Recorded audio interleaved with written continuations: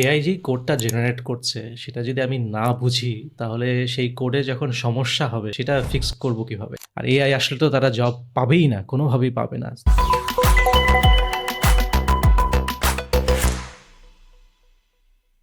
As a উম্মা বা as a মুসলিম আমার programming শেখার জায়গাটাতে কিভাবে করলে ভালো হয় বা প্রোগ্রামিং শেখার আদৌ আপনি প্রয়োজনীয়তা দেখতে পাচ্ছেন কিনা 2026-এ? এআই যেই কোডটা জেনারেট করছে সেটা যদি আমি না বুঝি তাহলে সেই কোডে যখন সমস্যা হবে প্রোডাকশনে যাওয়ার পরে যখন বিভিন্ন সমস্যা হবে সেটা ফিক্স করব কিভাবে?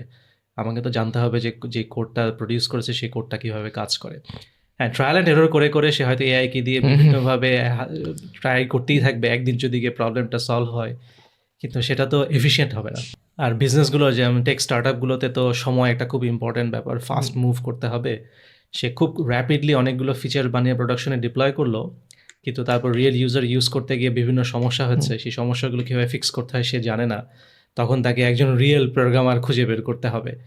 এখন আজ থেকে 10 বছর পরে সেই রিয়েল প্রোগ্রামারগুলো যদি আর না থাকে তখন সে কোথায় যাবে? তো এই সফটওয়্যার একটা প্রোটোটাইপ বানানো, এআই প্রোটোটাইপ বানানো বা ভার্সন 1 বানানোর জন্য খুব ভালো। কিন্তু ভার্সন 2, 3, 4 এ গিয়ে যখন বিভিন্ন কমপ্লেক্স সিচুয়েশন তৈরি হয়, রিয়েল ইউজার যখন রিয়েল ইনভলভ ইউজ যখন শুরু হয়, সেগুলোর জন্য এআই এখনো ভালো না। হতে পারে হয়তো আজ থেকে 5 বছর পরে গিয়ে এআই হয়তো সেগুলো হ্যান্ডেল করতে পারবে। এআই কে আমি কাস্টমারের কোনো প্রবলেম বলে দিলে সেই হয়তো খুঁজে বের করে ফিক্স করে দিতে পারবে। এটা হতে পারে। কিন্তু আমার মনে হয় না যে মানুষের প্রয়োজন একেবারে চলে যাবে। এখনো সফটওয়্যার ইঞ্জিনিয়ারের অনেক হার্ড প্রবলেম আছে যেগুলো এআই কোনোভাবেই ডিল করতে পারে না। আজ থেকে 5 বছর পরে গিয়েও অনেক সফটওয়্যার ইঞ্জিনিয়ারিংয়ে প্রবলেম থাকবে যেগুলো হয়তো এআই কোনোভাবেই ডিল করতে পারে না। তো আমাদের সেদিকে হয়তো ফোকাস করাটা জরুরি হতে পারে। সেটা হয়তো ক্যারিয়ারের জন্য বেটার হতে পারে যে আমি যেন ফিউচারে গিয়ে সফটওয়্যার ইঞ্জিনিয়ারে গিয়ে রিলেভেন্ট হয়ে না যায়, এআই আমার যেন রিপ্লেস করে না দেয়, সেজন্য ওই এরিয়াগুলো খুঁজে বের করা দরকার যে এরিয়াগুলো খুব সম্ভবত এআই টেক ওভার করতে পারবে না। তো সেদিকে হয়তো আমাদের বাচ্চা-কাচ্চাগুলোকে অ্যাটেনশন ডাইভার্ট করাটা দরকার।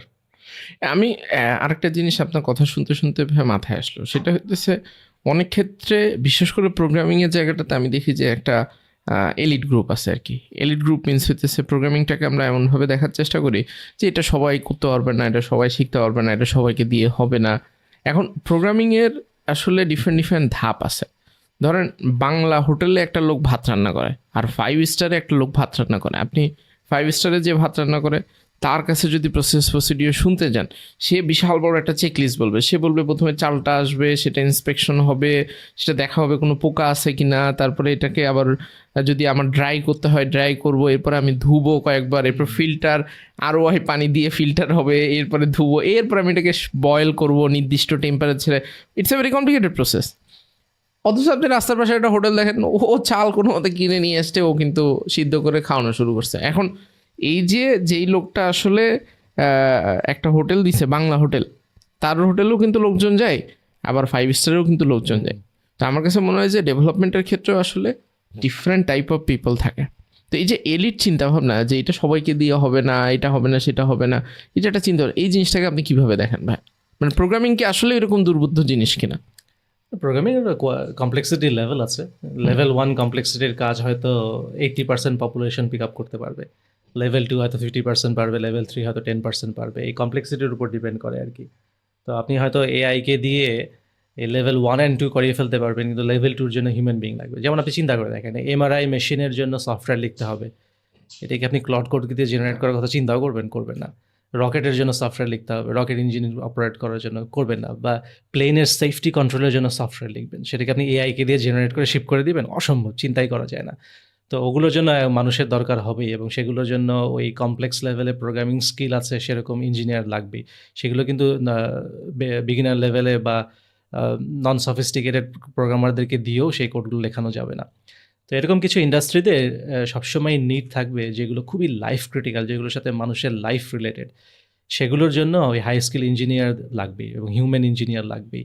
হ্যাঁ, এআই হয়তো এসে তো ভার্সন 1 তৈরি করে দিতে পারে, কিন্তু সেটাকে প্রোডাকশনে ডিপ্লয় করার আগে যে ভার্সন 2, 3, 4 এর মধ্যে দিয়ে যাবে, সেগুলো মানুষের হাত লাগবেই। আর এআই যেটা হবে যে আমি তো সবাইকে এই ব্যাপারটা নিয়ে একটু ওয়ারিড হতে বলি যে এআই কিন্তু আসলেই মানুষের ক্যারিয়ারে একটা বড় একটা ধাক্কা দিবে প্রোগ্রামিং ক্যারিয়ারে। 4-5 বছর এক্সপেরিয়েন্স ইঞ্জিনিয়াররা খুব ডিফিকাল্টিতে পড়ে যাবে জব পাওয়ার জন্য, কারণ তারা যেই লেভেলের কাজ করে সেটা এআই করে দিতে পারবে, ইজিলি পারবে, এখনই পারে, আর 5 বছর পরে গিয়ে তো পারবে। আমাদেরকে এখন তাহলে সবাইকে ওই প্রিপারেশনটা নিতে হবে, নতুন করে যারা স্পেশালি কম্পিউটার লাইনে আসছে, যে আমাকে শিখতে হবে যে আজকে থেকে 4-5 বছর পরে গিয়ে এআই এর লিমিটেশন কী থাকবে, সেই লিমিটেশনের পরের কাজগুলো যেন আমি করতে পারি, তার জন্য আমি যেন রেডি হই। এই প্ল্যানিংটা করতে হবে এবং এটা খুব কঠিন। এটা উচিত যে ইউনিভার্সিটিগুলো যারা কম্পিউটার সায়েন্স পড়ে তাদের উচিত রিসার্চ করে বের করা যে এআই নেক্সট 4-5 বছরে কী করতে কেপেবল হবে, কী করতে কেপেবল হবে না। যেগুলো করতে হবে কেপেবল হবে না, কারিকুলামকে চেঞ্জ করে সেগুলোতে যেন স্টুডেন্টদেরকে পড়ায়। সেই কারিকুলাম চেঞ্জের ইনিশিয়েটিভটা স্যাডলি আমি এখনও দেখছি না। এখনও যে কারিকুলাম আছে সেই 1980 কারিকুলামই এখনও পড়ানো হচ্ছে। যেই প্রোডাকশন যেই স্টুডেন্টরা বের হচ্ছে তারা এখনও ইন্ডাস্ট্রিতে খুব স্ট্রাগল করছে জব পেতে। আর এআই আসলে তো তারা জব পাবেই না, কোনোভাবেই পাবে না। তো আমার মনে হয় কম্পিউটার সায়েন্স যারা পড়ান তাদের সিরিয়াসলি চিন্তা করে দেখা উচিত। ধন্যবাদ।